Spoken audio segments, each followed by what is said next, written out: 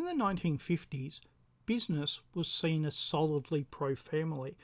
Compared to today, it's quite amazing how little they engaged in either politics or social issues. They believed in making money and in supporting the society in which they were a part. There were exceptions, of course, advertising being one, although even here it was more an indirect attack than in your face. Today, much of business is anti-family, although they always deny it. But we can see for ourselves the real picture in advertising, in company hiring policies, and in the things it will not defend. How did one thing change into another? One of the things I always find interesting about business before the 1970s is how much big business and local business had in common. They believed in broadly similar ideals: a free market economy with protectionism, minimum subsidies and minimum regulations, and finally, they were both socially and fiscally conservative. That included the idea that men and women were different and that they had different roles to play in the economy and within society. As far as business was concerned, it had no business interfering in that, and neither did the government. It worked, it made money, and it should not be changed. That all changed with the death of classical liberalism in the 1950s. At first, hardly anyone noticed. It took until the 1960s, and then everyone seemed to notice all at the same time. Society seemed to become more radical all at once, and neither society at large or business liked what it saw. It saw direct attacks upon the very foundations of society, including the very idea of business. Both became not more conservative, but reactionary. They felt very threatened, and they wanted these upstarts put in their place. But the ground underneath their feet had already moved. They lost the fight before they could even begin to fight back. And the reason is that the 1950s were not a time of conservatism. Socially, yes, but not politically. Politically, the 1950s were totally dominated by liberals. Every major political party in the Western world was a party that supported liberalism. So when they tried to fight against liberalism, they allied with liberals to do it. It was doomed to fail. But even worse was that the parliaments were already dominated by liberals, so the fight wasn't really about whether liberalism should spread, but as a question of how much society, and by extension, business, accepted. In the United States, this was greatly assisted by the Supreme Court, which was even more liberal than Congress was. And around the world, the United Nations, a much respected institution at the time, was used to give prestige to liberal ideas that would help set the future direction of reform.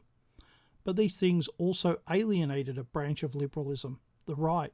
The right rejected the way liberalism was going, and the thing they rejected was any socialist or communist influence upon the economic truths, as they saw it, of liberalism. But now they felt less inhibited and went back into liberalism's past and started bringing out ideas that had seemed dead. Free trade instead of protectionism, open borders and mass immigration to create an open labour market as opposed to the closed union-controlled labour market, less regulation of money and currency instead of very tight controls. Slowly, each of these ideas spread and were popularised within the business community. During this time, conservatism suffered two massive defeats, both self-inflicted in many ways. First of all, we sought allies to help us fight liberalism. And who did we ally with? Liberals. Right liberals, but not conservatives. So that in time it was inevitable that we would be betrayed, and we were, and still are. Secondly, we trusted that business was on our side. The business was much too practical to fall for liberalism's lies. But the problem was that business is far too practical. It's much more interested in money than principle. So if principles cost money, they cut costs. But to be honest, business was also put in a most difficult position.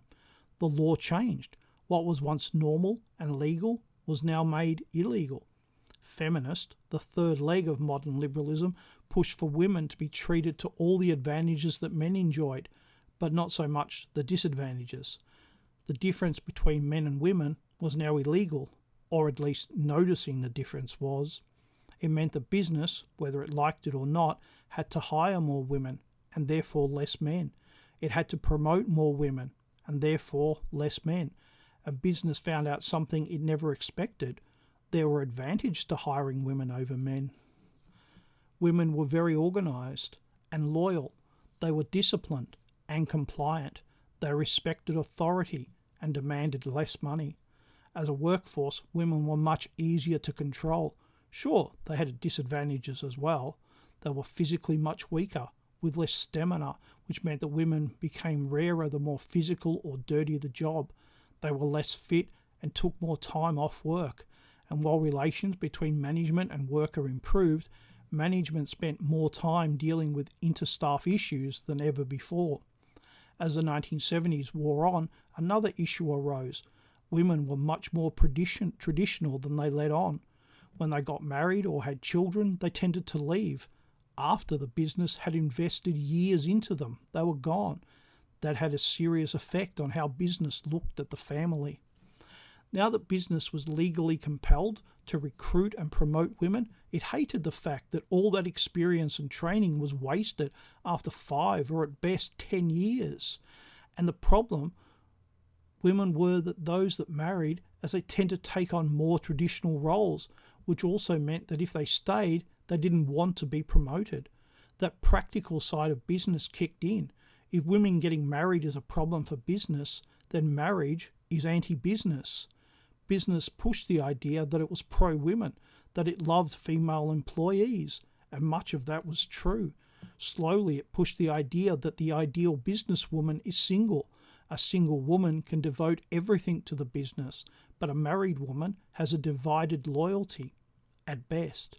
Slowly, not all at once, not in a rush, but a long, slow mantra, the only mantra in town, and slowly things changed. Once a single man was seen in business as a failure. A man who couldn't even get a wife was a bad bet, but now the married man or woman was viewed with suspicion. If they were truly dedicated to the company, they wouldn't have divided their loyalty and gotten married. And each step they took, they said it's because it's wrong to discriminate.